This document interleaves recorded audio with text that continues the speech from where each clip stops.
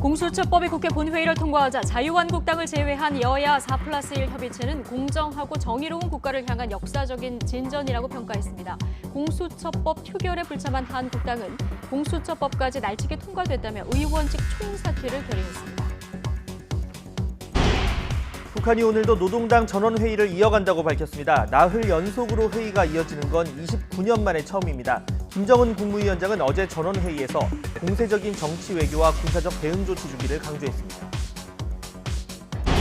폼페이오 미국 국무장관은 북한이 대치가 아닌 평화로 이어지는 결정을 하길 바란다고 밝혔습니다. 북한이 정한 협상 시한이 거의 마무리된 가운데 노동당 전원회의에서 긍정적인 방향으로 논의를 마무리하길 바란다는 메시지로 분석됩니다.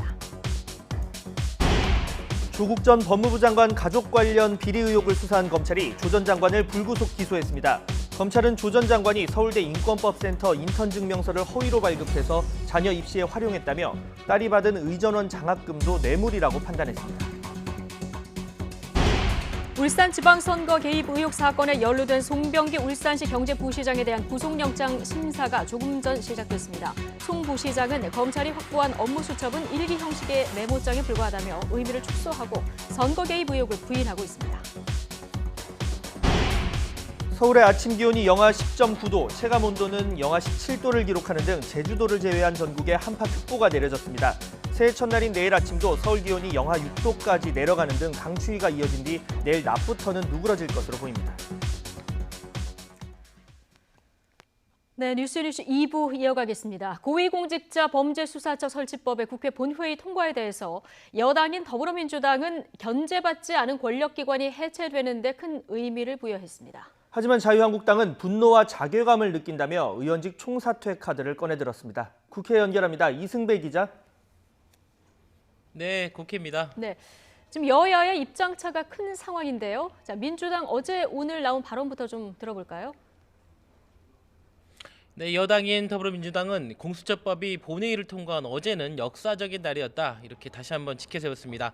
이인영 원내대표는 공수처 설치를 환영을 하면서 견제받지 않던 권력이었던 검찰의 해체가 시작된다는 데 가장 큰 의미를 부여했습니다. 국민의 검찰을 만드는 길은 이제 시작입니다. 검찰과 국민 또 정치권이 혼연일체가 되어서 국민의 검찰을 다시 만드는 새로운 시대를 만들어 나갑시다.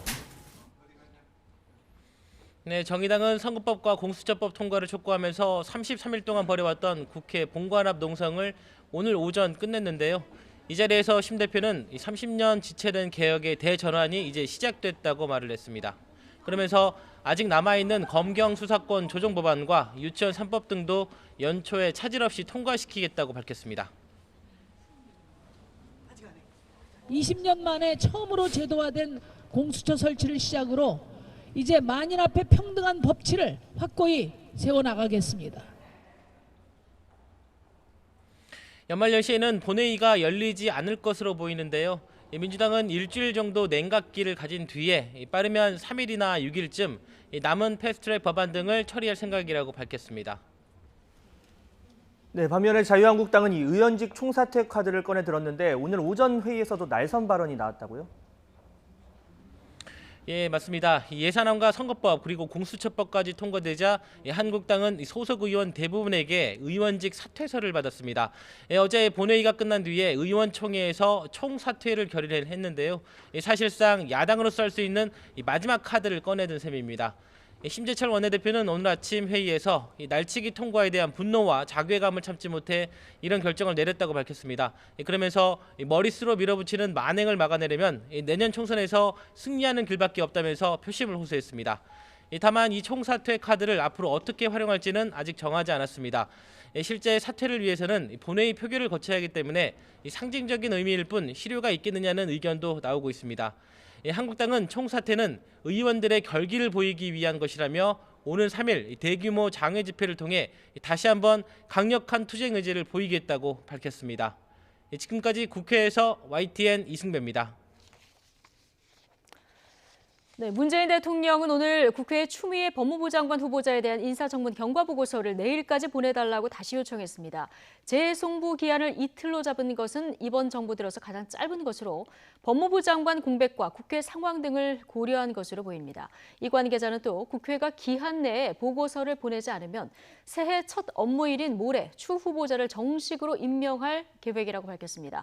국회는 어제 추 후보자에 대한 인사청문회를 열었지만 청문 보고서를 채택하지는 못했습니다. 네, 조국 전 법무부 장관 일가 의혹을 수사하는 검찰이 조국 전 장관을 불구속 기소했습니다. 검찰은 조 전 장관이 위조된 서울대 공익인권법센터의 인턴 증명서를 발급받아 자녀 입시 등에 활용하고 딸의 부산대 의학전문대학원 장학금도 부정하게 타낸 뇌물이라고 판단했습니다. 조 전 장관 측은 상상과 허구에 기초한 기소라면서 혹평했는데요. 취재 기자 연결해보겠습니다. 조성호 기자. 네, 서울중앙지검입니다. 예, 먼저 자녀 입시 비리 의혹과 관련해서 어떤 혐의가 적용된 겁니까? 네, 조금 전 서울중앙지검 반부패 수사 2부가 조국 전 장관을 불구속 기소했습니다. 부인 정경심 교수에 대한 추가 기소도 이뤄졌습니다. 먼저 입시 비리와 관련해서는 위계에 의한 공무집행 방해와 업무 방해, 위조 공문서 행사, 사문서 위조와 위조 사문서 행사 등 6개 혐의가 적용됐습니다. 검찰은 조 전 장관이 지난 2013년 한영외고에 다니던 아들이 해외대학 진학 준비로 수업을 빠지게 되자 출석 처리를 위해 허위로 서울대 공익인권법센터 인턴 활동 예정 증명서를 발급받아 제출해서 학교의 출결관리 업무를 방해했다고 봤습니다. 또 아들의 미국 대학 온라인 시험 문제를 함께 풀어줘 대학 측의 성적 사정 업무도 방해했다고 판단했습니다. 2017년에는 아들이 고려대와 연세대 대학원에 지원할 때 서울대와 로펌 등의 인턴 증명서와 미국 대학 장학 증명서 등을 허위로 제출한 것으로도 봤습니다. 2013년 딸이 서울대 의전원에 지원할 때도 서울대와 단국대, 공주대 등의 인턴 증명서를 허위로 내는 것을 정경심 교수와 공모했다고 판단했습니다.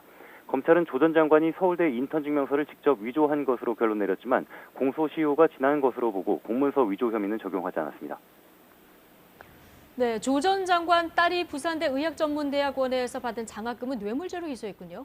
네, 검찰은 조국 전 장관이 청와대 민정수석 시절인 2017년 11월부터 2018년 10월까지 딸이 받은 장학금을 문제 삼았습니다. 검찰은 딸의 지도교수이던 노한중 부산의료원장이 양산 부산대병원 운영과 고위직 진출 등을 청탁하기 위해 장학금을 준 것으로 보고 조 전 장관에게 뇌물과 청탁금지법 위반 혐의를 적용했습니다. 노 원장 역시 뇌물을 건넨 혐의 등으로 불구속 기소했습니다. 또 조 전 장관과 부인 정 교수가 2차 전지업체 WFM 등의 주식을 차명으로 사들인 것과 관련해서는 공직자의 주식 직접 투자를 금지하고 있는 공직자윤리법을 위반한 것으로 판단했습니다. 2017년 5월 민정수석 취임 이후 재산신고 과정에서 8억 원 상당의 코링크 PE 주식을 차명 보유한 사실을 숨기기 위해 다른 사람에게 채권이 있는 것처럼 허위로 신고해 공직자윤리위원회의 재산심사 업무를 방해했다는 혐의도 적용했습니다. 국회 인사청문회를 앞두고 코링크 PE 관계자들에게 사모펀드 의혹과 관련한 자료를 위조하도록 지시하고 증권사 직원 김경록 씨에게 자택 컴퓨터 석 대와 정 교수의 동양대 연구실 컴퓨터 한 대를 은닉하도록 지시한 범행도 조 전 장관과 정 교수가 공모했다고 판단했습니다. 검찰은 조 전 장관 사건을 먼저 구속 기소돼 재판받는 정 교수의 재판부가 함께 맡게 해달라고 법원에 신청했습니다. 네, 조국 전 장관은 기소가 임박했다는 취지의 SNS 글을 올리기도 했었는데요. 조 전 장관 측 반응은 나왔습니까? 네, 조 전 장관의 변호인단도 즉각 반응을 내놨습니다. 법무부 장관 지명 이후 검찰이 조 전 장관을 최종 목표로 정해놓고 가족 전체를 대상으로 총력을 기울여버린 수사란 점을 생각하면 초라한 결과라고 혹평했습니다. 입시 비리와 사모펀드 관련한 내용은 조 전 장관이 정 교수에 대한 기소 내용을 모두 알고 의논하면서 도와줬다는 추측과 의심에 기초한 것이고 증거 은닉과 위조를 교사했다는 혐의와 부산대 의전원 장학금이 뇌물이란 것도 검찰의 상상일 뿐이라고 잘라 말했습니다. 이제 검찰의 시간은 끝나고 법원의 시간이 시작됐다며 재판 과정에서 하나하나 반박하고 조 전 장관의 무죄를 밝혀나가겠다고 밝혔습니다. 지금까지 서울중앙지검에서 YTN 조성호입니다. 네, 청와대 하명 수사와 선거 개입 의혹 사건과 관련해서 핵심 인물로 지목된 송병기 울산경제부시장이 오늘 구속 갈림길에 섭니다. 송 부시장은 취재진 질문에 아무 답변 없이 법정으로 향했고 변호인은 모든 혐의를 부인하는 입장이라고 밝혔습니다. 취재 기자 연결해 보겠습니다. 이경국 기자. 네, 서울중앙지방법원입니다. 예, 자 송병기 부시장에 대한 구속영장 심사 시작됐죠? 네, 그렇습니다. 서울중앙지방법원은 조금 전입니다. 오전 10시 반쯤부터 송병기 울산경제부시장에 대한 구속영장 심사를 진행하고 있습니다. 법원에 출석한 송 부시장은 업무 수첩 내용에 대한 취재진의 질문에도 아무런 답변 없이 법정으로 향했습니다. 직접 들어보겠습니다. 수첩에 적혀 있는 게 김기현 비서실장 관련된 건가요? 네, 송 부시장은 지난해 지방선거를 앞두고 당시 야당 후보였던 김기현 전 울산시장 측근 관련 비리를 청와대에 제보하고 이를 경찰이 수사에 나서도록 하는 방식으로 선거에 개입한 혐의를 받고 있습니다. 또 선거 전에 청와대 인사들을 만나 야당 후보 공약인 산재 모병원 사업의 좌초 등 선거 전략을 논의한 혐의도 받습니다. 검찰이 확보한 송 부시장 업무 수첩에는 송철호 울산시장 경선 경쟁자였던 임동호 전 최고위원 출마를 포기시켜야 한다는 내용 등도 담긴 것으로 전해졌습니다. 송 부시장 측은 오늘 영장심사에서 자신과 관련한 혐의를 모두 부인하는 취지의 주장을 펼 것으로 보입니다. 선거 전략 등의 수첩 내용은 캠프에서 들은 걸 적은 것일 뿐이고 하명 수사 의혹은 자신이 청와대에 제보하기 전 이미 경찰 수사가 시작돼 상관이 없다는 입장입니다. 송 부시장은 이번 사건의 의혹을 풀 핵심 인물로 꼽혀온 만큼 오늘 영장심사 결과가 향후 검찰 수사에 분수령이 될 것으로 보입니다. 송 부시장의 구속 여부는 오늘 밤 늦게 결정될 것으로 보입니다. 네, 검찰 수사도 계속 진행되고 있는데요. 어제는 임동호 전 민주당 최고위원 그리고 김기현 전 울산시장을 다시 불러서 조사했죠. 네, 그렇습니다. 서울중앙지검 공공수사 2부는 어제 오후 임 전 최고위원과 김 전 시장을 각각 참고인 신분으로 불러 세 번째 조사를 벌였습니다. 임 전 최고위원은 8시간에 걸친 검찰 조사를 받은 뒤 송병기 부시장의 업무 수첩 등 그동안의 내용을 확인하는 차원의 조사였다고 설명했습니다.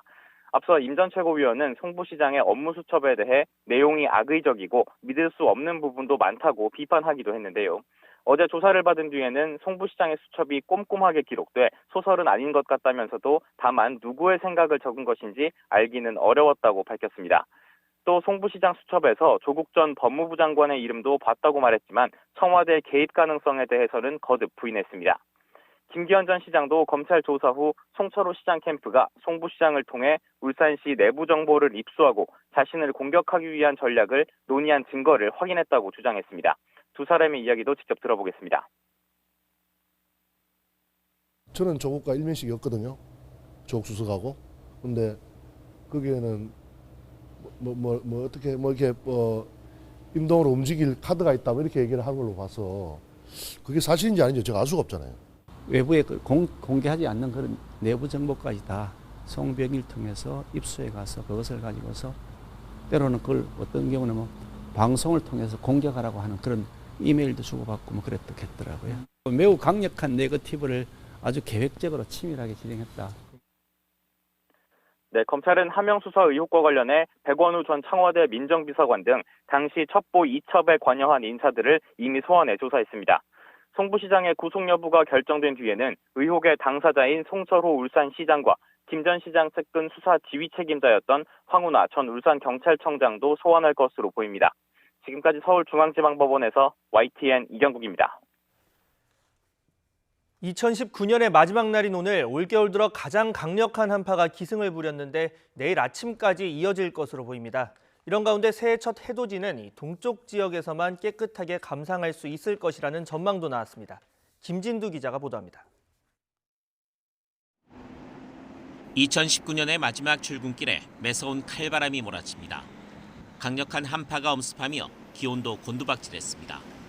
서울 기온은 영하 10.9도, 올겨울 들어 가장 낮았습니다. 특히 찬바람에 체감온도는 무려 영하 17도까지 내려갔습니다. 강추위는 새해 첫날 아침까지 이어질 것으로 보입니다. 2020년의 첫 해돋이는 동쪽과 서쪽 지역 간에 희비가 엇갈릴 것으로 보입니다. 찬 공기가 밀려오며 서해 형성된 낮은 구름이 내륙으로 몰려들기 때문입니다. 강원 영동과 경상도에서는 맑은 날씨로 선명히 해 뜨는 모습을 볼 수 있겠습니다. 그러나 서쪽 지방으로는 낮은 구름이 두껍게 들어오면서 해돋이를 보기는 어렵겠습니다. 2020년 새해 첫 해는 독도에서 7시 26분에 가장 먼저 뜹니다. 이어 울산 간절곶 7시 31분, 부산 태종대 7시 32분, 강릉 경포대는 7시 40분이 되겠고 서울은 7시 47분에 해가 떠오르겠습니다. 연말 연시를 강타한 한파는 새해 첫날 낮부터 누그러들겠고 이후 1월 상순까지 큰 추위는 없을 전망입니다. YTN 김진우입니다. 북한이 지난 28일 시작한 노동당 전원회의를 이례적으로 나흘째 이어갔습니다. 김정은 국무위원장은 전원회의에서 또다시 장구한 투쟁을 결심했고 공세적인 정치 외교와 군사적인 대응 조치 준비를 강조했다고 밝혀서 회의 결과에 관심이 집중됩니다. 임성호 기자입니다. 북한이 공개한 사흘째 전원회의 모습입니다. 김정은 위원장이 손짓을 곁들여 발언하고 있고 간부들은 열심히 받아 적고 있습니다. 조선중앙통신은 김 위원장이 7시간에 걸쳐 국가 건설과 경제 발전, 무력 건설과 관련한 종합 보고를 했다고 보도했습니다. 특히 김 위원장이 나라의 자주권과 안전을 보장하기 위한 적극적이고 공세적인 정치, 외교, 군사적 대응 조치를 보고했다고 소개해 눈길을 끌었습니다. 북한이 앞서 여러 차례 언급한 새로운 길을 암시한 대목으로 해석됩니다. 통신은 또 김 위원장의 보고는 내적 동력을 강화해 온갖 도전과 난관들을 제거하고 자력 번영의 대업을 앞당겨 실현해 나갈 수 있게 하는 전투적 기치라고 평가했습니다. 이와 함께 전원회의가 계속된다고 덧붙였는데 나흘째 전원회의가 이어지는 건 이례적인 일로 꼽힙니다. 하지만 김 위원장이 새해 첫날인 1월 1일 육성 신년사를 발표해온 만큼 전원회의도 오늘 안으로 마무리될 것으로 보입니다. 북한은 그간 전원회의 마지막 날 회의 안건과 논의 결과를 담은 결정서를 채택하고 공개했는데 이번엔 김 위원장의 신년사를 통해 회의 결과를 밝힐 가능성도 있습니다. YTN 임성호입니다. 마이크 폼페이오 미 국무장관은 북한이 대치가 아닌 평화의 경로로 이어지는 결정을 하길 바란다고 밝혔습니다. 폼페이오 장관은 현지 시각 30일 폭스뉴스와의 인터뷰에서 우리는 연말에 북한이 하는 것을 지켜보고 있다며 이같이 말했습니다. 이어 북한에게 최선의 행동 방침은 핵무기 제거를 통해서 주민들에게 더 나은 기회를 창출하는 것이라는 걸 북한 지도부에 확신시키는 경로를 우리가 찾아낼 수 있을 것이라는 우리의 관점을 여전히 유지하고 있다고 덧붙였습니다. 지난해 3번이나 남북 정상회담을 열면서 속도를 내던 한반도 평화 프로세스는 올해는 별다른 성과를 내지 못하고 일부 후퇴했습니다. 연초 하노이 정상회담이 빈손으로 끝나면서 역사적인 판문점 남북미 정상회동에도 불구하고 신뢰를 회복하지 못했는데 내일 김정은 위원장의 신년사를 보면 내년 비핵화 대화 분위기를 가늠할 수 있을 것으로 보입니다. 신호 기자가 보도합니다. 평양과 워싱턴 DC에서 베트남 하노이까지 달려온 북미 정상. 이번에 보다 모든 사람들이 반기는 그런 훌륭한 결과가 만들어질 거라고 확신하고. But I thought the first summit was a great success, and I think this one hopefully will be equal or greater than the first. 두 정상은 그러나 준비된 합의문에 서명도 못하고 빈손으로 하노이를 떠났습니다. 비핵화 조치와 제재 완화의 수준에 대한 입장 차이를 좁히지 못했습니다. Basically, they wanted the sanctions lifted in their entirety, and we couldn't do that. 2차 북미 정상회담의 결과는 우리 정부의 예상에서도 크게 벗어났습니다. 북미 양자 간의 종전선언과 대북제재 일부 완화를 기대하고 있었습니다. 북한의 경제가 개방된다면 주변 국가들과 국제기구, 국제자본이 참여하게 될 것입니다. 그 과정에서도 우리는 주도권을 잃지 않아야 합니다. 한반도 평화 프로세스에는 뼈아픈 타격을 줬습니다. 넉 달 뒤 역사적인 판문점 남북미 3자 회동이 성사됐지만 사각에서 한 발자국 건너시면 사상 처음으로 우리 땅을 밟으시는 미국 대통령이 되십니다. 북미가 다시 만나자는 약속만 이어갔을 뿐 하노이 전에 존재했던 신뢰 수준을 회복하지는 못했습니다. 이번 협상이 아무런 결과물도 도출해내지 못하고 결렬된 것은 전적으로 미국이 구태의연한 입장과 태도를 버리지 못한 데 있습니다. 비핵화 대화의 중재자를 넘어 당사자인 문재인 대통령이 4차 남북 정상회담과 서울, 부산 방문을 제안했지만 김정은 위원장은 응하지 않았습니다. 북한의 형편이 되는 대로 장소와 형식에 구애되지 않고 남과 북이 마주 앉아 북한은 비핵화 대화 시한을 연말까지로 제시하고 13차례 발사체를 쏘아 올리며 한반도 내 긴장감만 높였습니다. 북한이 연말에 선을 넘는 도발, 이른바 크리스마스 선물을 보내지 않은 것은 비핵화 대화의 모멘텀을 완전히 놓지는 않겠다는 뜻으로 읽힙니다. 김정은 위원장이 신년사회담을 새로운 길의 내용을 보고 문 대통령도 한반도 평화 프로세스의 2보 전진을 위한 방법을 제시할 것으로 보입니다. YTN 신호입니다.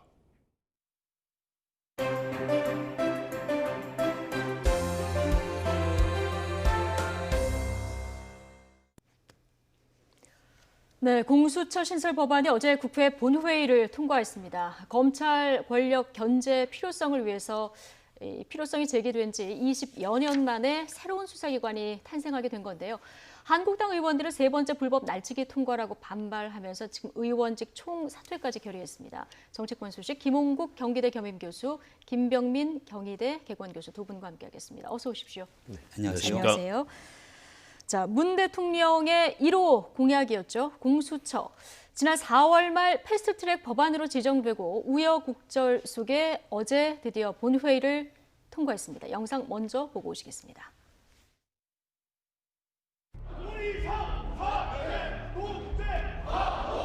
고위공직자 범죄수사처 설치 운영에 관한 법률에 대한 수정안은 파결되었음을 선포합니다.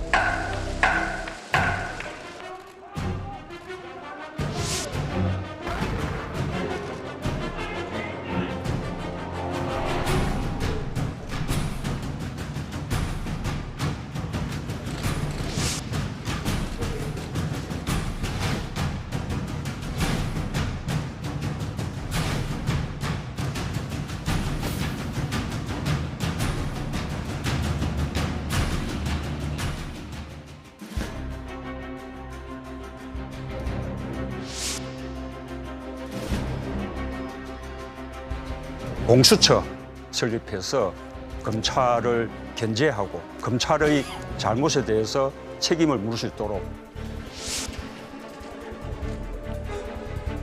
검찰개혁에 물꼬를 트는 공정하고 정의로운 국가를 향한 역사적 진전의 순간으로 기록될 것입니다.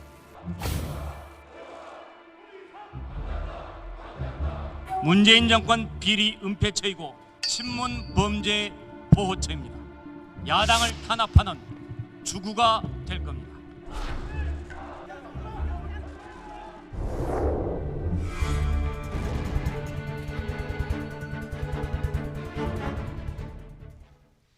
네, 공수처 설치 법안. 자, 필요성이 제기된 지 정말 20년 만에 어제 드디어 통과가 됐습니다.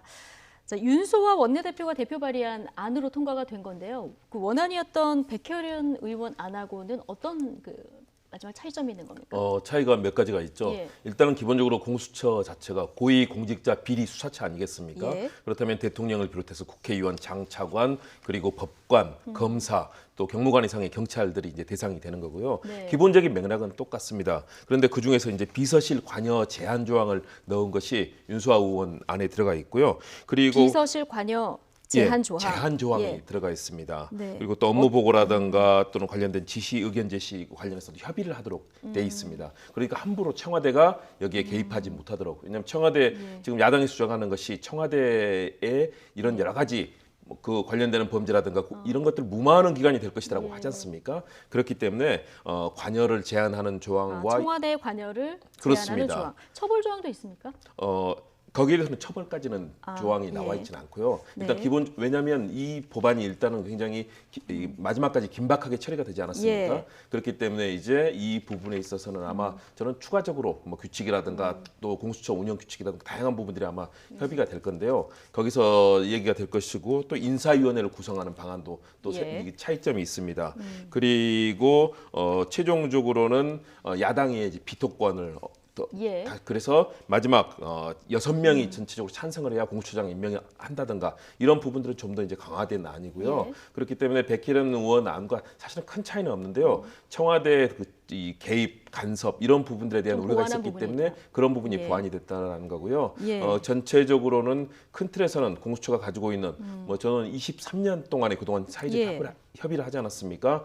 검찰의 기소 독점주의가 깨지고 검찰도 같은 이런 사안들에 대해서 그동안 했던 다양한 무소불위의 권한 그리고 또 기소를 마음대로 사실은 제멋대로 주무르는 그런 상황이 예. 있지 않습니까? 이런 분들이 바뀔 수 있는 계기가 됐기 때문에 여러 의원들 안이 나왔지만 마지막으로는 최종적으로 과거에 노회찬 의원이 제안을 했었고요. 그래서 정의당 윤수아 의원의 안으로 최종적으로 일단 발의를 하는 방식으로 결정이 됐습니다. 지금 말씀하셨지만 지금까지 기소권은 검찰만 가지고 있었습니다. 그런데 이제 기소 독점권이 이렇게 되면 깨지는 겁니까? 네, 그러니까 검사와 판사에 한해서 제한되는 기소권을 고위공직자 범죄수사처에게 준다라고 볼 수 네. 있는 겁니다. 그러니까 나머지 사건에 대해서는 수사를 할 수 있지만 기소는 여전히 검찰이 할 수 있습니다만 검찰 같은 경우에는 무소불위의 권력을 사실상 제어할 수 있는 수단이 없다라고 하는 그런 주장 때문에 공수처가 출범했다라는 게 지금 현재 여권 측의 설명이고요.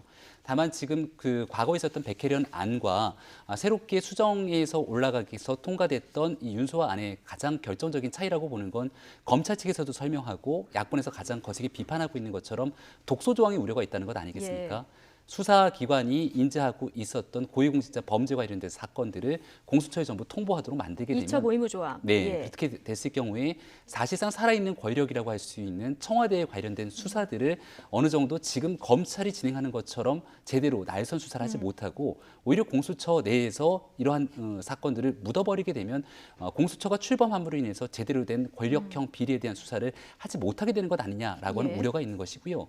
두 번째의 가장 큰 우려의 지점은 기소를 이제 검사와 판사를 대상으로 기소를 할 수 있다는 것인데 아주 만약 윤석열 검찰총장이 지금 현재 살아있는 권력에 대해서 굉장히 날선 수사를 벌이고 있는데 오히려 윤석열 검찰총장이나 아니면 수사를 담당하고 있는 이런 검사들을 바탕으로 이 공수처가 강력한 기소권을 행사한다던가 아니면 재판에 영향을 미칠 수 있는 판사들을 대상으로 이런 기소권을 남용하게 됐을 경우 이뤄지게 되는 혼란은 어떻게 할 것인가라고 하는 반론도 만만치 않은 상황이어서 예. 가보지 않은 길에 대한 통과에 대해서 우려를 보내는 시민들도 적지가 않은 상황인 것 같습니다. 네, 어제 그 바른미래당에서 이탈표가 얼마나 나오느냐 관심이었었는데 비당권파 중에서는 박주선 의원만 반대표를 던진 이런 상황이었었고요. 민주당 의원 중에 유일하게 금태섭 의원이 기권을 했습니다. 지금 민주당에서는 공개적으로 유감을 표명했고 공천에서 배제해야 된다 뭐 이런 목소리까지 나오는 것 같은데 이거 어떻게 보십니까? 뭐 공천에서 배제해야 한다. 그런 얘기까지 나오는 것은 과하다고 봅니다. 네. 왜냐하면 국회의원은 개별의 헌법기관이고요. 독자적으로 국정 상황에 대해서 판단하고 거기에 대해서 얘기를 할 수 있는데요. 예. 더불어민주당 소속으로서는 유일하게 이제 사실상 기권한 것 아니겠습니까? 그렇기 때문에 많은 비판들이 가해지고 있고 김태섭 의원은 그동안에 이런 소신들을 꾸준하게 밝혀왔습니다. 예. 새로운 권력기관이 형식이 될 거다. 그리고 악용될 우려도 있다. 그리고 최근의 추세는 기소와 또 수사가 분리되는 그런 상황인데 공수처의 경우는 기소권까지 가지게 된다. 이런 측면에서 검사 출신으로서 아마 저는 박주선 의원이라든가 이런 검사 출신의 의원들이 그동안 잘못 악용되는 사례들도 있었고요. 예. 그런 부분에 대한 우려감을 일정히 가지고 있는 것으로 보입니다. 예. 이런 국회의원의 헌법기관으로서의 여러 가지 자기 자신의 의견들이 물론 당론에는 때로는 뭐 가능하면 당론에 같이 부합할 필요는 있지만 예. 또 그런 소신에 의해서 판단한다면 저는 그 부분은 네. 존중할 필요가 네. 있다. 그리고 금태섭 의원도 저는 또 그런 측면도 있다고 봅니다. 최소한도 시대적 상황들 왜 이런 공수처법이라든가 또는 사법개혁안이 논의가 됐는가. 예. 우리 국민들 그동안 23년 동안 많이 지켜봐 왔습니다. 지난 22년 동안은 개혁입법이라고 그랬는데 갑자기 올 초부터 자유한국당이 이제 악법이라고 하면서 이 논란이 벌어지지 않았습니까? 네. 저는 분명하게 검찰의 과잉 수사 또는 때로는 뭐 하명 수사라든가 잘못된 그런 관행들 예. 엄청난 일들을 우리가 보지 않았습니까? 이런 부분을 견제하고 또 이제는 상시적으로 청와대라든가 예. 대통령 또 관련 여러 가지 고위공직자들이란 것들이 이제는 감시되는 상황 아니겠습니까? 예. 과거 같으면 검찰이 수사하는 척 하다가 나중에 써먹기 위해서 카드로 내놓고 아예 수사를 진행하지 않는 그런 경우들이 많았습니다. 그런데 저는 공수처가 예. 이제 출범하게 된다면 그런 일은 있을 수 없게 될 거라고 봅니다. 왜냐하면 네. 국민들의 감시라든가 만일의 경우 출범시켜놓고 나서 그런 일이 벌어진다. 그렇다면 공수처의 존재 자체도 그렇고요. 예. 정권 차원의 문제도 될 겁니다. 그런 측면에서 이런 부분에 대한 우려들, 금태섭 의원이라든가 다른 의원들의 우려를 불식시키기 위한 운영의 묘를 잘 가져가는 것이 중요하고요. 예. 국민들 또 시민단체 각계에서 계속 감시 견제하면서 제대로 작동할 수 있도록 하는 것들 이것이 굉장히 앞으로 중요한 과제가 될 거라고 봅니다. 네. 드디어 검찰 권력을 이제 견제할 수 있게 됐다. 자, 그리고 또 하나는 옥상옥 조직이 탄생했다. 지금 공수처 법안이 통과되고 나서 민주당과 한국당의 온도차는 굉장히 큰 이런 상황입니다. 자, 오늘 아침에 이인영 원내대표, 한국당의 성숙한 결단에 박수를 보낸다. 그런데 이런 얘기를 했습니다. 이제 어떤 맥락에서 나온 얘기인지 잠시 이제 들어보시고요. 어제 의원직 총사퇴까지 내놓은 결의한 한국당은 오늘 어떤 발언을 했는지도 함께 듣고 오시겠습니다. 연말 연시에 분주한 우리 국민의 마음을 헤아려서 극단적인 충돌을 자제했던 자유한국당의 지도부에 또 그 성숙한 결단에도 큰 박수를 보냅니다. 견제를 받지 않는 특권 권력을 마침내 해체하기 시작했다는데 가장 큰 의미를 부여할 수 있겠습니다. 더불어민주당은 더불어 날치기당, 정의당은 불의당이었음을 그들 스스로 입증한 것입니다. 야만 세력에 분노하고 대한민국의 정체성을 지키려는 모든 분들과 함께 이 길을 만들어 가겠습니다. 대통합의 길을 열겠습니다. 네, 성숙한 결단에 박수를 보낸 이인영 대표가 박수를 보낸 이 부분은 어제 선거법 때보다는 한국당이 물리적 어떤 저지가 좀 적었어요. 네. 이 부분을 얘기하는 거죠. 그러니까 물리적 충돌이 발생하진 않았습니다. 예. 그러니까 어느 정도 현수막도 걸고 여기에 대해서 강력하게 구호 등의 메시지를 설파하긴 했습니다만 여전히 국회 선진화법에 따라서 물리적인 충돌을 발생시킬 경우에 돌아오게 되는 후폭풍은 한국당도 감안했을 겁니다. 이런 측면에 얘기했겠습니다만 이인영 원내대표 입장에서는 민주당이 원하는 걸 사실 다 가져갔거든요. 그러니까 선거법 개정안도 처리를 했고 고위공직자 범죄수사처는 대통령의 공약이기도 합니다만 민주당이 수차례 얘기해왔던 핵심 공약 사항들을 처리를 한 겁니다. 여기 관한 우려나 독소 조항 등에 대한 문제가 현실화돼서 구현되려면 이게 이제 6개월 뒤의 얘기이기 때문에 내년 총선까지 가는 방향에서는 시민들에게 약속했던 내용들을 바탕으로 아마 선거에서 이러한 것들을 가장 강력하게 메시지를 설파할 거라고 보고요. 반면 한국당의 입장에서는 이게 너무 무기력하게 야당이 일방적으로 아무것도 얻지 못하고 내준 것 아니냐라는 목소리가 컸습니다. 현재 자유한국당 의석이 108석인데요. 보고 있는 것처럼 108석의 한국당만으로 할 수 있는 게 아무것도 없구나라고 하는 것들을 절실하게 느꼈을 것이고 그것 때문에 심재철 원내대표 얘기가 대통합의 길을 열겠다는 것은 그동안 강경한 보수, 우파 등에 대한 어느 정도의 순수성을 얘기했다면 이제 그런 것들을 다 떠나서 문재인 정부에 대항하기 위한 폭넓은 통합의 길을 보다 크게 속도를 내야 되는 것 아니냐라고 하는 메시지를 어저께 설파했던 것 같습니다. 네, 더불어 날치기당, 불의당 이런 비판 끝에 지금 대통합 길을 열겠다. 심재철 원내대표 이런 얘기를 했는데요. 이번 일 계기로 보수 대통합 물꼬가 좀 터질까요? 저는 쉽지 않다고 봅니다. 쉽지 않다. 왜냐하면 이미 노선을 정해놓고 있는 거고요. 벌써 1월 3일 장외 집회까지 예고돼 있지 않습니까? 그러니까 당을 이끌고 있는 황교안 대표의 경우는 계속해서 강경한 투쟁을 얘기하고 있고요. 그렇다면 당내에서 그런 흐름들을 조율하기가 쉽지 않다. 그리고 현재 새로운 보수당이라든가 이미 새로운 흐름들의 물결을 타고 더군다나 이제 정치개혁 선거법이 개정되지 않았습니까? 그렇다면 여기에 따라서 소수 정당들도 약진할 수 있는 가능성이 생겼기 때문에 사실은 저는 많이 늦지 않았는가 생각이 됩니다. 사실은 108석이면 적은 의석이 아니거든요. 많은 이 협상을 통해서 치열하게 물밑 협상을 통해서 보수 진영의 철학과 가치를 구현할 수 있는 그런 방안들이 많음에도 불구하고 계속해서 장애 투쟁, 농성, 단식 이런 걸로만 끌고 가다 보니까 결국은 모든 곳에서 단 하나의 자유한국당이 추구해야 될 그런 것들을 얻어내지 못했다. 이런 측면에서 저는 상당한 어려움들 그리고 아마 다른 각 소수 정당들이 이제 약진할 수 있는 가능성이 만들어졌기 때문에 치열한 물밑 흐름들이 이어질 텐데 지금의 노선들을 많이 바꾸지 않는 한 쉽게 대통합의 길이 열리지는 않을 거다. 정말로 뼈를 깎는 각오로 노력해야 되고요. 또 정치라든가 사법 개혁에 기본적인 대의는 종감할 필요가 있지 않을까. 이렇게 반대를 위한 반대로만 가다 보면은 국민들의 신뢰 얻기가 좀 쉽지 않을 겁니다. 알겠습니다. 한국당 의원들 그런데 의원직 총사퇴를 지금 결의를 한 이런 상황입니다. 자, 여기서 궁금한 게 이게 실제로 가능한지 그리고 결행할지 그러면 결행한다고 해도 이게 실효성이 있을지 어떻게 보십니까? 일단은 의원직 총사퇴가 가능하려면 회기 중인 상황에서 국회 본회의에 과반 표결이 필요합니다. 근데 우리가 본 것처럼 4+1에서 이 과반이 넘는 의석을 점하고 있기 때문에 한국당 의도대로 표결이 내리 만무하고요. 회기가 아닌 중에는 국회의장의 허가를 얻어야 되는데 문희상 국회의장이 지금 현재 보여주고 있는 국회 운영의 상황을 보면 한국당에게 전혀 우호적인 상황이 아니기 때문에 아마도 의원직 총사퇴를 통해서 조기 총선을 좀 했으면 좋겠다라는 게 한국당의 입장이겠습니다만은 현실화될 가능성은 매우 적다 이렇게 보여집니다.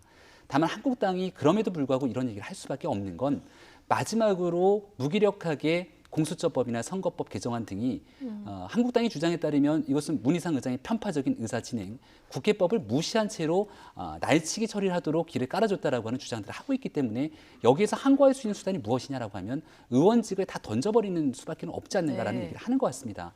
하지만 이제 한국당이 고민해야 되는 것은 어느 정도 최종적인 표결이 다 끝난 상황 아니겠습니까? 충분하게 한국당이 가지고 있는 의석만 가지고 지금의 정치력으로 한계를 느꼈다고 본다면 이 내용들을 다시 잘못된 것을 원점으로 되돌리고 국민에게 희망을 주는 정치를 하기 위해서 바로 몇 달 뒤에 선거가 치러집니다. 그 선거에서 어떻게 국민들의 마음을 다잡고 과반 의석을 확보해야만 이 모든 것들을 할 수 있구나라는 걸 느꼈다라면 보수를 통합하고 혁신하고 쇄신하면서 문재인 정부에 대항할 수 있는 새로운 한국당의 길을 보여주는 게 의원직 총사퇴 얘기를 하는 것보다 100배는 더 중요하지 않은가 이런 얘기들이 나오는 지점이라고 봅니다. 근데 김홍국 교수님 조금 전 이제 보수 대통합 그런데 좀 어려울 것이다 이렇게 전망을 해주셨는데 홍준표 전 대표 공수처 통과되자 모두 한강으로 가라. 자, 황교안 체제를 향해서 이렇게 돌직구를 세게 던졌거든요. 내부에서 서로 비판하는 목소리들이 계속 나옵니다. 일단은 그만큼 모순과 또 지금 상황이 최악의 상황에 놓여 있다는 것들을 보여주는 것 아니겠습니까? 그렇기 때문에 그동안에 황교안 대표를 중심으로 한 강경파들이 계속해서 장애투쟁 그리고 바깥으로만 나가는 그런 흐름들이 되면서 당내에서 뭔가 국회에서 얻어내야 되고 또 합리적인 대안들을 제시하고 이런 부분들에 대한 목소리가 완전히 잦아드는 그런 상황이 됐습니다. 물론 홍준표 전 대표도 그렇다고 해서 뭐 획기적인 그런 정말 국민들의 마음을 끌 수 있는 좋은 정책을 내놓고 한 것은 아니었지만 당이 다양한 목소리가 나오고 특히 인재 영입 문제 어떻습니까? 지금 도리어 더불어민주당 같은 경우는 뭐 장애인이라든가 다양한 사회계층을 고려하는 인재 영입을 하는데 박찬주 전 대장을 영입하는 걸 했다가 지금 완전히 멈춰 있지 않습니까? 지금 당내에서 어떤 소신 있는 목소리도 제대로 내지 못하고 있다. 왜냐하면 당의 공천권이 걸려 있기 때문에 의원들이 지금 뭐 3선, 4선 의원들도 제 목소리를 못 내고 있거든요. 이런 위기 상황, 특히 보수 진영에 분열돼 있고 또 108석이나 가지고 있음에도 불구하고 전혀 관철시키지 못했던 데 대해서 새로운 이슈를 제기하고 또 총선에 걸맞는 그런 정책과 대안들 그리고 인재 영입 이런 것들이 흐름이 이어져야 될 텐데요. 지금 만만치 않은 상황입니다. 거기다가 또 다르게 장애 투쟁까지도 지금 예고를 하고 있는 상황이기 때문에 상당히 그런 부분에 대한 비판적인 목소리가 저는 앞으로 계속 나올 거라고 보는데요. 이런 목소리를 잘 듣고 정말 뭐 밤샘 토론을 하든 같이 모여서 서로 간의 의견을 조율하는 과정들을 가지지 않는다면 앞으로 위기는 더욱더 커질 수 있다는 측면에서 이런 목소리는 계속 나올 것으로 봅니다. 뭔가 참신한 전략이 더 절실하다. 그렇습니다. 자, 홍준표 전 대표 91년 3당 통합 정신을 또 기억해야 된다. 얼마 전에 이런 얘기도 했는데요. 이게 보수 통합에 물꼬를 트는 일이 될지 안 될지는 좀 지켜봐야 될 것 같고요. 공수처법 통과 이후에 이분의 반응이 굉장히 궁금했습니다. 조국 전 장관 SNS에 입장을 밝혔습니다. 네, 조국 전 장관 SNS에 본인이 검찰 개혁을 위해서 벽돌 몇 장을 놨던 그런 기억들을 얘기하면서 눈물이 핑 돌 것 같다라고 하는 뭐 여러 가지 얘기들을 나오게 됐는데요. 사실 조국 전 장관 입장에서는 검찰 개혁의 상징, 뭐 촛불 개혁의 상징 등의 메시지를 받으면서 법무부 장관에 오르고 대통령의 페르소나라고 불릴 정도로 차기 대권 주자의 길까지 거론되던 인물이었습니다. 하지만 지난 청문회 과정을 거치면서 조국 전 장관이 그동안 보여줬던 말과 행동이 여실히 다른 부분들이 드러났고 최종적으로 아내인 정경심 교수가 구속되고 오늘은 심지어 조국 전 장관까지 불구속 기소가 됐는데 그 기소된 내용의 공소장을 보니까 조국 전 장관이 청문회 등을 거쳐서 얘기했던 수많은 내용들이 사실이 아닌 것으로 검찰의 공소장에 드러나 있거든요. 그러다 보니 조국 전 장관이 하고 싶은 저런 메시지들은 결국은 앞으로 가져가게 되는 본인의 재판 그리고 아내의 재판 등이 있어서 이렇게 본인이 어려움을 겪고 있는 것은 검찰 개혁을 하려고 했던 나의 의지에 반하는 검찰의 무리한 기소였다. 이런 주장을 지지층들을 위해서 호소하고 싶은 것들이 아니었나라는 생각을 좀 지울 수가 없고요. 공수처에 관련된 내용들과 본인을 너무나 동일시하게 되면서 가게 되는 것들이 최종적으로 저는 여권, 민주당 입장에서도 공수처에 대한 사실상의 진정성 이런 부분들과 조금 괴리되는 모순적 효과를 낳지는 않을까 이런 생각이 들기도 합니다. 지금 말씀하신 대로 조국 전 장관 가족 일가 수사 관련해서 오늘 이제 검찰이 불구속 상태에서 재판에 넘긴 이런 상황입니다. 인턴 증명서 허위 발급받았다. 지금 그래서 자녀 입시 활용했다. 이 부분을 하나 보고 있는 것 같고요. 그다음에 조국 전 장관의 딸이 받은 의존원 장학금은 뇌물이다. 검찰은 이렇게 보고 있는데 이제 공소장에 있는 이런 내용들을 앞으로 재판 과정에서 양측이 이제 다투는 누가 더 입증을 하느냐 이 부분이 좀 남아 있는 거죠. 그렇죠. 과연 정말 검찰의 공소장 주장대로 그동안 그런데 검찰이 주장했던 내용들이 거의 다 지금 뭐 여러 가지 관련되는 피의 사실 공표를 통해서 흘러나왔던 내용들은 이제 검찰의 전반적인 큰 그림 속에서 다 담았다고 보여집니다. 그리고 그 내용들이 과연 이제 정말로 확고하게 이제 이 재판관들의 마음을 살 정도로 명확한 증거와 또 그런 구체적인 정황만이 아니고 실제적인 증거들과 이것들을 입증할 수 있는 것인가가 굉장히 중요한 것으로 보이고요. 네. 저는 조국 장관 입장에서도 이런 상황들 본인이 그런 고초를 여러 가지 겪으면서도 하려고 했었던 공수처 법안들 이런 부분에 대한 분명히 소회는 있었을 거라고 봅니다. 대신에 오늘 조국 전 장관 측의 이 변호인 측에서 그런 얘기를 했죠. 초라한 결과다. 예. 그렇게 대한민국을 4개월, 5개월 동안에 모든 압수수색과 사실은 한 개인의 모든 일상과 모든 것들을 거의 뭐 말살할 정도의 그런 수사를 했음에도 불구하고 과연 구체적인 증거가 있는지 사실은 그 부분도 저도 굉장히 궁금하거든요. 변호인 측의 판단과 또 검찰 측의 판단이 저는 완전히 다르다고 봅니다. 그렇기 때문에 여기서 명명백백하게 과연 그런 증거를 통해서 결과를 국민들께 확신시켜 줄 수 있을 것인지 검찰에게도 정말로 중요한 상황이 됐고요. 최근에 뭐 불구속 구속 기소를 하려고 했다가 구속 영장이 기각되지 않았습니까? 그런 흐름들과 저는 맞춰서 봤을 때 변호인도 치밀하게 준비하고 있을 거다. 그런 측면에서 앞으로 재판부의 판단이 어떻게 될지가 이제 정말 중요한 것 같습니다. 조국 전 장관 측 이제는 법원의 시간이다 오늘 이런 얘기도 했는데 이 뭐 가족 수사 일과 재판 좀 지켜봐야 되고 그런데 민정수석 으로 있을 때 청와대에서 있었던 일 관련해서도 지금 수사를 받고 있는 이런 상황입니다. 오늘 그 송병기 하명 수사 또 선거 개입 의혹 관련해서 송병기 울산시 경제부시장 지금 영장실질 심사가 진행되고 있는 상황입니다. 오늘 신병을 확보하느냐 마느냐에 따라서 검찰 수사가 앞으로 더 나가느냐 마느냐 갈림길에 선 거죠. 네, 마찬가지로 이 모든 일들은 조국 전 장관이 청와대 민정수석으로 재직되고 있었던 상황 속에 또 일어난 일이라고도 볼 수 있습니다.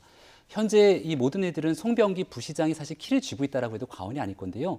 압수수색을 통해서 송병기 부시장의 외장 하드 그리고 뭐 USB라든지 여기에 대해서 가장 중요한 것은 업무 수첩으로 불리게 되는 수첩을 확보해 갖고 여기 상당 부분 많은 내용들이 들어가 있다는 건데 오늘 공직선거법 위반에 관한 혐의로 영장실질심사를 받게 됩니다.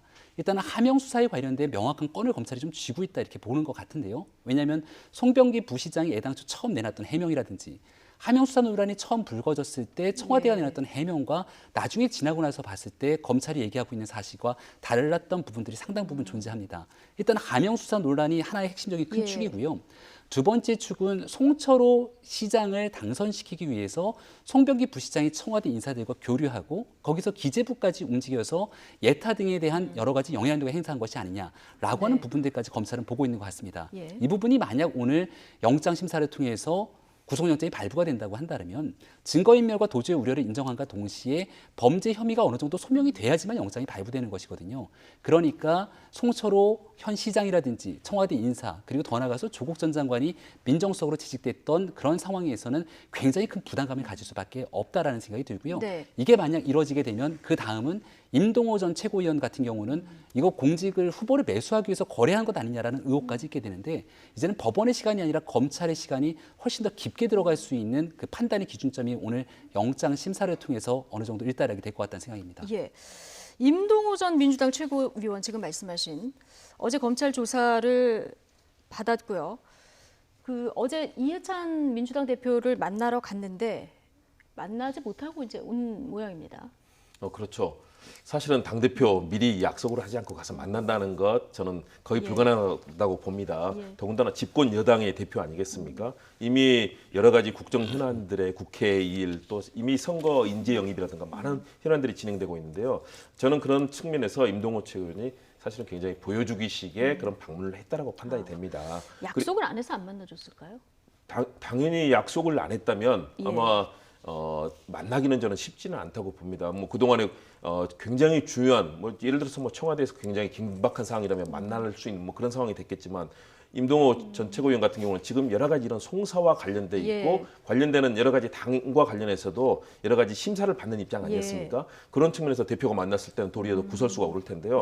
저는 임동호 전 최고위원이 여러 차례 발언이 오락가락하는 측면들도 많았고요. 최근에 또 뭐 일본으로 출국했다가 돌아가는 과정들 이런 측면에서 봤을 때는 당에서 사실은 신뢰하기 좀 어려운 측면도 있었다고 봅니다. 대신에 임동호 전 최고위원이 그동안 발언들이 좀 오락가락한 측면들이 있었기 때문에 저는 임동호 최고위원이 이렇게 보여주기식 행보보다는 여러 가지 이런 의혹을 낳았기 때문에 명백하게 그때 어떤 일이 있었고 무엇인지를 예. 제대로 밝혀주는 게 중요하다. 물론 검찰 수사가 앞으로 진행되겠지만 예. 그럼에도 불구하고 국민들은 도리어 헷갈리게 되거든요. 예. 좀 진실을 밝힐 필요가 있다고 봅니다. 그러니까 지금 임동호 전 최고위원 입장이 좀 오락가락하고 있다. 근데 사실 조금 계속 들어봤을 때 어떤 입장인지 이렇게 좀 헷갈리는 부분이 사실 있기도 합니다. 근데 어제는 또 송병기 부시장 업무수첩에서 다른 사람 잘 모르겠고 조국 전 법무부 장관의 이름을 봤다 이렇게 또 얘기를 했어요. 그러니까 이거는 이미 보도가 된 상황이기도 예. 한데요.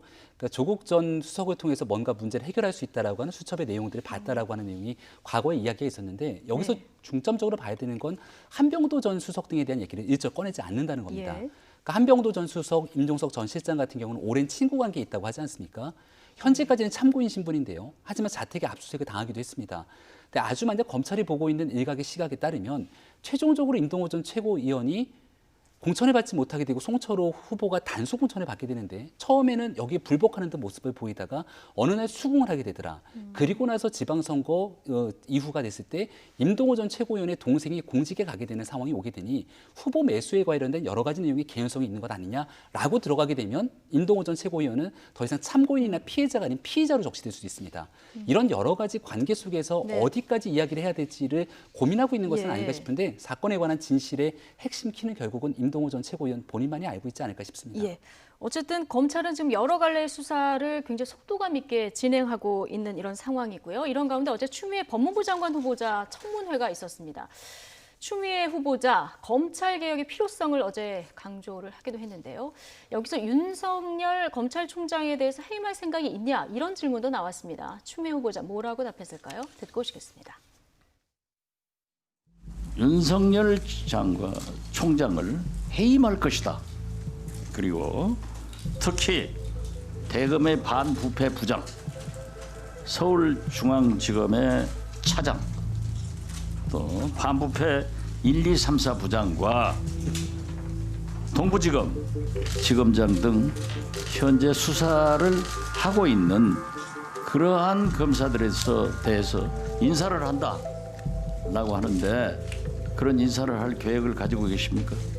인사에 대해서는 그 시기나 대상 이런 것에 대해서 제가 보고 들은 바가 없습니다. 인사권 한 자는 대통령이기 때문에 그러나 인사권자는 임명은 대통령이 생각합니다. 하시지만은 검찰총장과 협의해서 하게 돼 있단 말이에요. 협의가 아니고 법률상으로는 검찰총장의 의견을 듣는다라고 알고 있습니다. 네. 이제 곧 있을 검찰 인사가 주목되는 이런 상황인데요. 자, 지금 들어보셨죠? 협의는 아니고 의견을 들을 수 있다. 자, 어떤 뜻으로 받아들이면 될까요? 법무장관으로서 할 수 있는 최대한의 역할을 하겠다는 그런 예. 내용이고요. 대신에 대통령이 인사권을 가지고 있기 때문에 법무장관으로서 할 수 있는 최대한의 보좌를 통해서 검찰 개혁을 해나가겠다 그런 의지가 읽히지 않습니까? 저도 오랜 기간 청와대 정치권 출입을 하면서 봤지만 추미애 의원처럼 강단 있는 여성 의원 만나기가 쉽지 않습니다. 굉장히 자기 소신이 뚜렷하고 그동안의 행보를 보면 좌고우면하지 않는 스타일 아니겠습니까? 네. 저는 그렇다면 법무장관이 됐을 때 그동안 법사위라든가 또는 당대표로서도 활동했던 역할들 또 법사위를 비롯한 상임위에서 활동했던 역할들 죄송합니다. 예. 그다음에 본인이 판사로서 법조인으로서 활동했던 여러 가지 그런 흐름들을 종합한다면 저는 법조 개혁, 사법 개혁에 대해서 강력한 예. 의지를 가지고 있을 거라고 봅니다. 대신에 이것이 현실적으로 마찰을 일으키지 않는 그런 기술적 요소들을 통해서 지금의 잘못됐던 무소불위의 권한을 가졌던 검찰을 바꿔나가는 공수처가 설립되고 이후에 다양한 그런 검경 수사권 조정이라든가 많은 현안이 있지 않습니까? 이런 현안들을 해나가는 과정에서 벌써 의지와 강단을 보여줬다. 예. 대신에 마찰을 일으키는 방식은 가능하면 피하려고는 하겠지만요. 예. 실제적으로는 그런 상황이 일어날 가능성은 있지 않겠습니까? 예, 알겠습니다. 박지원 의원, 윤석열 총장을 해임할 것이다. 또 수족을 쳐는 인사를 한다는 얘기가 있는데 그런 인사를 할 것이냐 이런 질문을 했습니다. 왜 했을까요? 그럴 가능성이 매우 높다고 판단하지 않았을까요? 예. 또 그러기를 바라고 있는 핵심 지지층들이 어느 정도 있지 않겠는가라고 판단하고 거기에 대한 목소리를 대변한 게 아닌가 싶기도 합니다. 근데 아마도 추미애 후보자 입장에서는 장관이 된 게 아닌 인사청문 후보자 입장에서 네. 박지원 의원의 얘기처럼 천하의 추미애 후보자가 긴장을 한다라고 얘기를 하는 것처럼 저 자리에서 말 한마디 한마디가 굉장히 조심스럽습니다. 예. 그 내용들을 어느 정도 좀 비껴가기 위한 굉장히 조금 예. 조심스러운 답변을 했다 볼 수가 있고요. 예. 아주 만약 장관이 되고 났는데 이렇게 무리하게 윤석열 총장이 검찰이 수사를 하고 있는데 이 수사를 회방하기 위해서 뭔가 인사를 단행한다 그러면 네. 추미애 장관은 이제 내년도 총선에 출마하지 않지 않습니까? 그리고 난 다음에 대권의 선거를 통해서 정권이 어떻게 될지 모르게 되는 상황이 오는데요. 예. 아마도 무리하게 본인의 인사권을 바탕으로 법적인 위반 논란이 있는 그러한 상황까지 가는 정치적 행보를 보일 거라고 저는 생각하지는 않습니다. 예. 자, 어제 박지원 의원 천하의 추다르크로 떨고 있다 뭐 이런 얘기했는데 어제 좀 인상적이었던 장면이 추미애 의원이 그 답변을 할 때 보니까 스카프로 다리를 이렇게 묶고 있더라고요. 그러니까요. 예. 아무래도 바른 이야기를 하고 싶다라는 그런 의지도 있었겠지만 과거에 삼보일비하면서 예. 다리에 좀 무리가 있었던 측면도 있었을 거라고 봅니다. 그래서 본인이 좀 고정을 시켜놓고 있는 모습인데요. 아무래도 어제 상황 얼마나 긴장이 됐겠습니까? 예. 왜냐하면 전임자인 조국 전 법무장관 얼마나 혹독하게 사실은 겪었고요. 사실은 가정이 뭐 파괴됐다라고 할 정도로 지금 뭐 딸까지도 지금 뭐 법적인 처벌을 받도록 하겠다는 게 검찰의 입장 아니겠습니까? 그런 측면에서 추미애 전 대표도 대표까지 지낸 관록의 정치인이지만 사실은 긴장이 많이 됐을 겁니다. 그리고 야권에서 여러 가지 개인적인 공세도 폈고 또 여러 가지 정치적인 철학들 지금 공수처법 관련해서는 얼마나 많은 논란이 네. 있습니까? 아주 날카롭게 질문들을 했거든요. 그런 측면에서 본인의 얘기를 하는 데 있어서 긴장한 측면도 분명히 있을 거라고 봅니다. 예, 저희 한 5분 정도 남았는데요. 마지막으로 이 얘기 좀 해보겠습니다. 어제 문재인 대통령이 취임 후 3번째 특별 사면을 단행했죠. 이번 사면 대상자 명단에는 몇몇 정치인들이 포함돼서 눈길을 끌었는데요. 김호수 법무부 차관의 발표에 이은 정치권 목소리까지 함께 듣고 오시죠. 과거의 낡은 정치를 벗어나 새로운 정치 문화를 조성하기 위해 엄정하게 심사를 거친 소수 정치인 이광재, 공성진 전 국회의원 2명과 2015년 민중청원 걸기 집회를 주도한 혐의로 실형을 선고받고 그 형 집행을 종료한 한상균 전 민주노총 위원장에 대해 노동 존중 사회 실현을 위한 차원에서 특별 복권을 실시합니다. 선거를 앞둔 내편 챙기기, 촛불 청구서에 대한 결재가 이번 특별 사면의 본질입니다. 코드 사면의 선거 사면입니다. 광노현 전 서울교육감을 제외한 나머지 선거 사범과 정치인에 대해서 사면이 적절했는가에 대해서는 의문입니다. 사회 지도층의 특권으로 여겨졌던 특별 사면이 또다시 반복되어서는 안 될 것입니다. 네, 자 정의당 입장까지 듣고 왔습니다. 지금 한국당에서는 이게 코드 사면이다 이렇게 강하게 비판하고 있는데요. 어제 특별히 눈에 띄는 두 분이 이제 이광재 전 강원지사 그리고 한상균 민주노총 전 위원장입니다.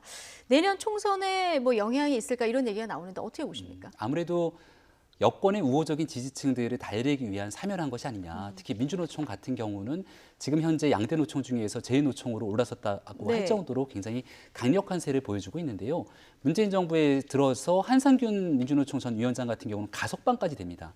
그리고 얼마 되지 않아서 당시 폭력 집회를 주도한 혐의로 징역 3년이 선고됐던 이 민주노총의 전 위원장을 이대로 특별 사면한다고 하는 것은 시기적으로도 굉장히 맞지가 않는데 총선을 두고 있는 지지층 결집이라고 야권은 충분히 비판할 수 있고요. 저는 이광재 전 강원지사는 좀 우리가 눈여겨볼 필요가 있다 생각이 됩니다. 지금 이광재 전 지사 같은 경우는 뭐 과거에 부패 범죄 등으로 형이 좀 선고가 된 바가 있습니다만은 현재 더불어민주당과 여권 입장에서는 우리가 과거에 친노 친문이라고 얘기했던 유력한 대권 주자 중에서 차기에 뚜렷하게 대권 주자로 내세울 만한 인물들이 점점 사라졌습니다. 안희정 전 지사도 마찬가지고 지금 있게 되는 조국 전 장관도 마찬가지고요. 현재 이낙연 총리가 굳건한 대권 주자 후보를 달리고 있습니다만 친노 친문 인사라고 보기가 어렵고 경기도에 있는 이재명 지사 등 후보군이 있습니다만은 여기에 핵심적인 우리 편이다라고 생각할 수 있는 후보군을 찾기는 어려운 것 아니냐라는 게 정치 평론가들의 중론이거든요. 그렇다면 이광재 전 지사가 이번에 복권됨으로 인해서 내년 총선에 출마하고 당선이 되고 그 이후에 있게 되는 당권 등에서 어느 정도 영향력을 행사하게 됐을 경우는 차기에 있게 되는 노무현 전 대통령이 우광지라고 불릴 정도의 인사이기 때문에 어느 정도 대권까지 가는 포석에서 정치적인 하나의 돌을 놓기 위한 그런 전략이 좀 숨어 있는 것 아니냐라고 하는 평가도 있기 때문에 예. 이 전체적인 사면에 있어서 정말로 통합을 실현하기 위한 것인지 아니면 네. 정치적인 셈법을 여러 가지로 고려한 것인지 어느 정도 궁금한 지점이 생깁니다. 예. 그래서 뭐 야당 전직 의원들도 이제 사면이 같이 되긴 했는데 어쨌든 이광재 전 강원지사 같은 경우는 어제 복권이 됐기 때문에 내년 총선에 출마는 할 수 있어요. 예, 어떻게 보십니까? 내년 총선에 출마할까요? 출마할 가능성은 열려 있다고 봅니다. 왜냐하면 본인이 그동안에 뭐 여러 단체들, 특히 남북관계라든가 우리 사회 통합에 관련된 단체, 뭐 여시제라든가 이런 곳에서 활발하게 활동하지 않았습니까? 그런 측면에서는 사회적으로 뭔가 역할을 하겠다는 포부가 있는 것으로 보이고요. 그렇다면 총선을 통해서 역할을 하겠다는 생각도 충분히 가질 수 있고요. 특히 소위 말하는 친문, 친노 진영에서는 과거에 우광재 좌의정, 그런데 안희정 지사가 이제 몰락하지 않았습니까? 그런 측면에서 역할을 할 수 있는 가능성들, 그런 부분을 충분히 좀 고려를 한 것 같고요. 그러나 전반적으로는 큰 흐름 속에서는 어떤 민생 사면이라든가 국민 대통합, 사회적 갈등이 너무 오래가는 것은 바람직하지 않다는 측면에서, 그리고 사면의 규모가 그렇게 크지가 않습니다. 과거 같으면은 뭐 정권의 핵심적인 박근혜 정부 때 막바지 사면 같은 경우는 거물 정치인들을 뭐 많이 사면하지 않았습니까? 저는 그런 측면에 있어서는 통상적으로 인정할 수 있는데 좀 더 야권에 대해서도 좀 더 배려를 했다면은 조금 더 낫지 않았을까 하는 생각도 들고요. 대신에 이광재 전 지사의 경우는 앞으로 역할을 할 수 있는 가능성들이 충분히 있기 때문에 그런 측면은 저도 충분히 눈여겨볼 정치적 지점이 있다고 봅니다. 박근혜 전 대통령은 지금 재판이 진행 중이기 때문에 대상 자체가 아닌 거죠. 그렇죠. 이명박 전 대통령도 마찬가지고요. 재판이 나서 대부분 판결까지 끝나야 이제 사면 대상이 되기 때문에 아예 뭐 배제할 수밖에 없는 상황이었다고 봅니다. 알겠습니다. 오늘 두 분 말씀 여기까지 듣겠습니다. 김홍국 경기대 겸임 교수, 김병민 경희대 개건 교수 두 분과 함께했습니다. 고맙습니다.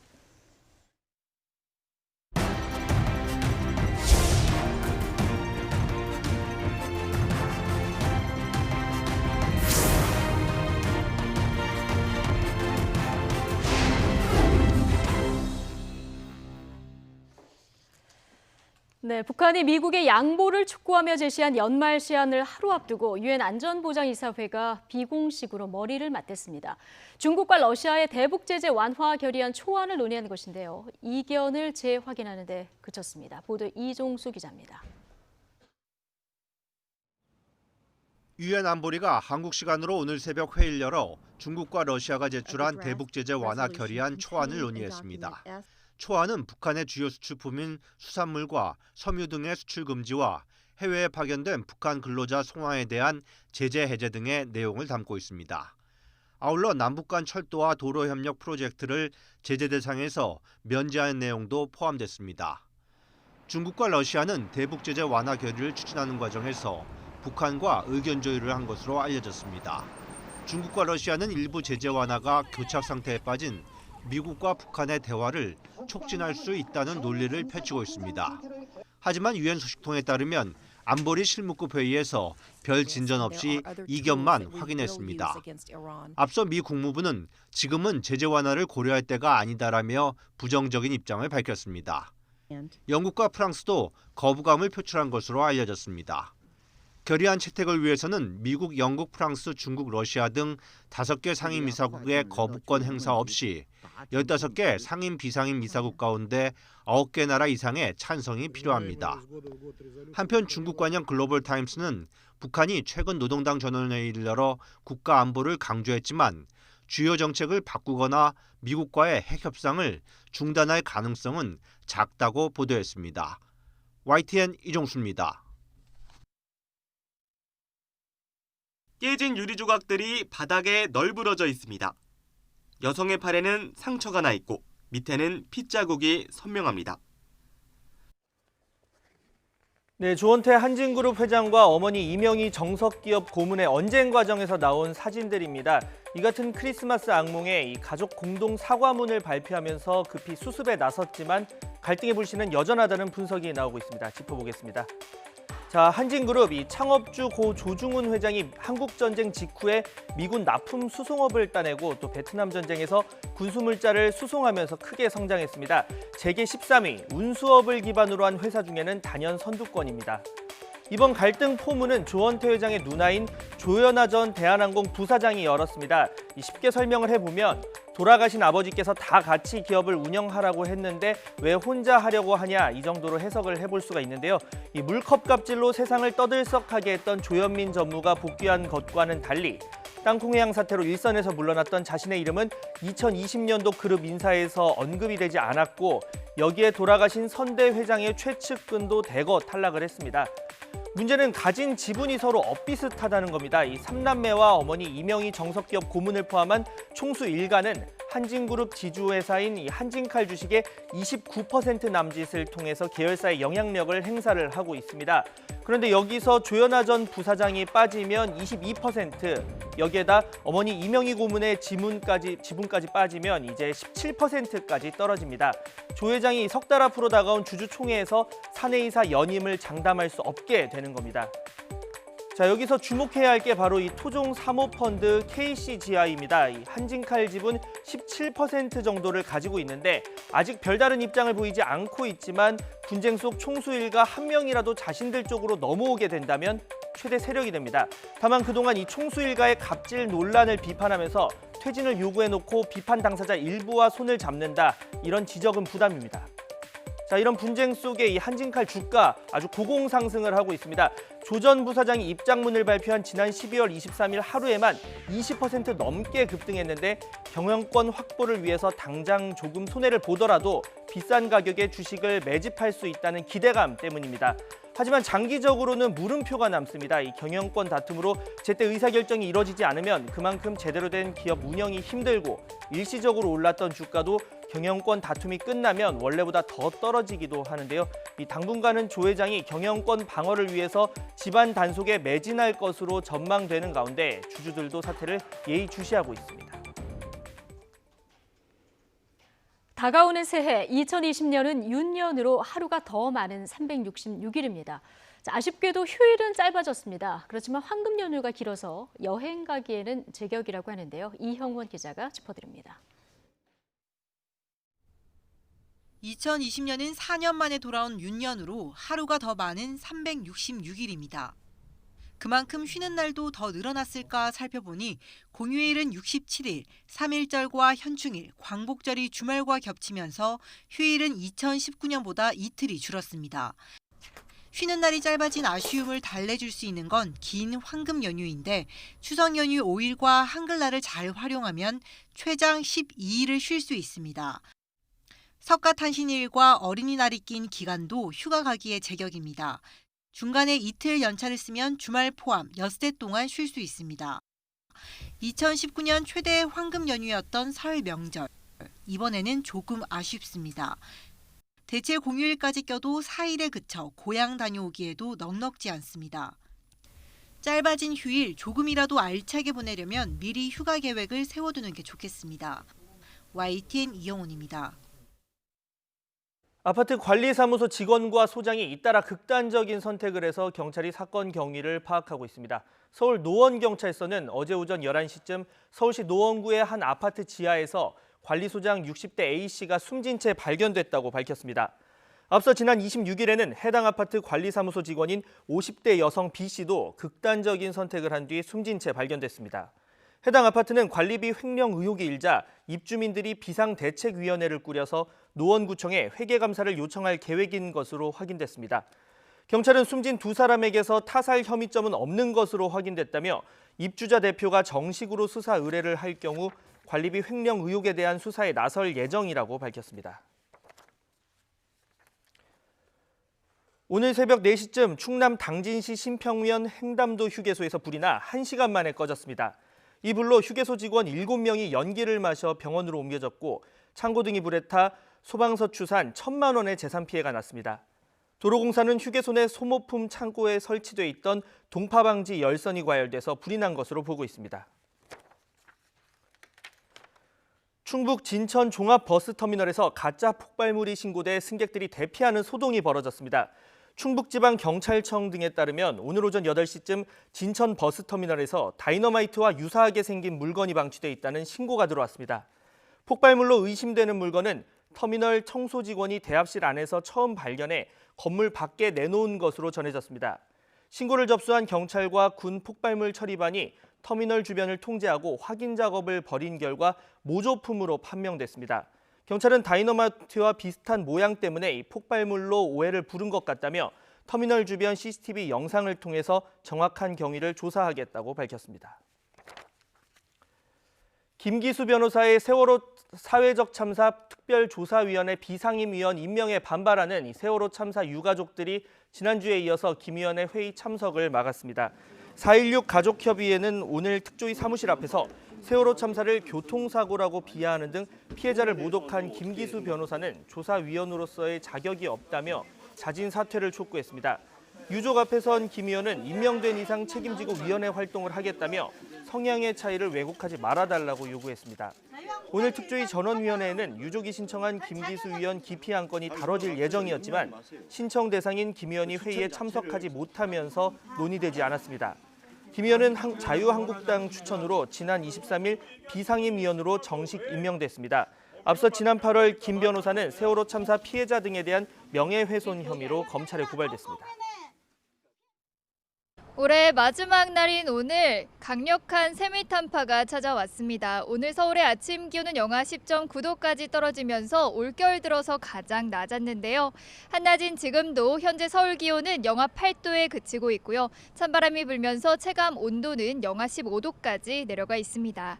오늘 나오실 때는 따뜻한 옷차림과 함께 보온 용품도 꼭 챙기시는 게 좋겠습니다. 오늘 전국이 대체로 맑겠습니다. 다만 제주도는 오후까지 1에서 5cm의 눈이 내리겠고요. 호남 지방에는 눈이 날리는 곳이 있겠습니다. 이 중부와 전북, 경북 곳곳으로는 한파주의보가 내려진 가운데 낮에도 영하권 추위가 이어지겠는데요. 오늘 서울의 낮 기온은 영하 3도, 파주와 철원은 영하 4도, 청주는 영하 1도 등으로 어제보다 10도가량이 낮겠습니다. 올해 마지막 해넘이는 전국 대부분 지역에서 선명하게 볼 수 있겠습니다. 해가 지는 시각은 독도가 오후 5시 4분, 강릉 경포대 5시 15분, 서울도 5시 23분이 되겠습니다. 새해 첫 해돋이는 한파 속의 영동과 영남 지역에서만 선명하게 감상할 수 있겠는데요. 강릉 경포대 해돋이 시각은 7시 40분, 서울은 7시 47분이 되겠습니다. 해넘이와 해돋이 보러 나오시는 분들은 따뜻한 옷차림으로 보온에 신경을 써주시는 게 좋겠습니다. 지금까지 서울 상암동에서 YTN 신미림입니다. 네, 뉴스 마치겠습니다. 잠시 뒤 더 뉴스가 이어집니다. 시청해주신 여러분 감사합니다.